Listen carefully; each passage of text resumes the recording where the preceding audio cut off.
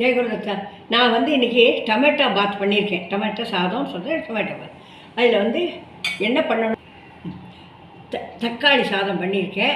இதில் வந்து என்ன பண்ணணுன்னாக்கா, தக்காளியை நான் தோலை எடுத்துவிட்டு அதை நல்லா நறுக்கி வச்சுக்கணும். அதை நறுக்கி வச்சுக்கிட்டு பச்சை மிளகா, கருவேப்பிலை எல்லாத்தையும் எடுத்து வச்சுக்கணும்.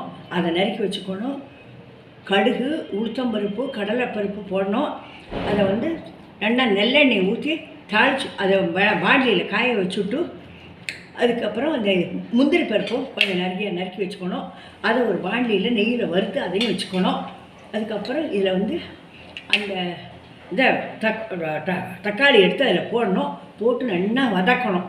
அந்த எண்ணெய் மேலே வர வரலும் வதக்கிட்டு, அதுக்கப்புறம் உப்பு போட்டு இந்த இதெல்லாம் பண்ணிவிட்டு அதை வந்து ஆற வச்சுட்டு கொஞ்சமாக வெல்லம் போடணும். இல்லை வேணுன்றவா துளி சக்கரை போட்டுக்கலாம். ஏன் வேணால் பண்ணலாம். நான் துளி வெல்லம் தான் போட்டிருக்கேன்.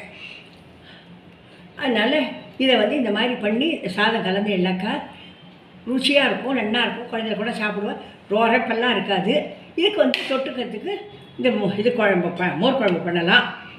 இல்லை தயிர் பச்சடி கூட பண்ணிக்கலாம். எது வேணால் பண்ணிக்கலாம். ரொம்ப நல்லா இருக்கும் சாப்பிட்றதுக்கு. எங்கேயாலும் வெளியில் போனோன்னா கூட இதை பண்ணி எடுத்துன்னு போகலாம். ஜெயகுருதத்தா, நீங்கள் வந்து சர்ப்ரைஸ் பண்ணுங்க, ஷேர் பண்ணுங்க, லைக் பண்ணுங்க.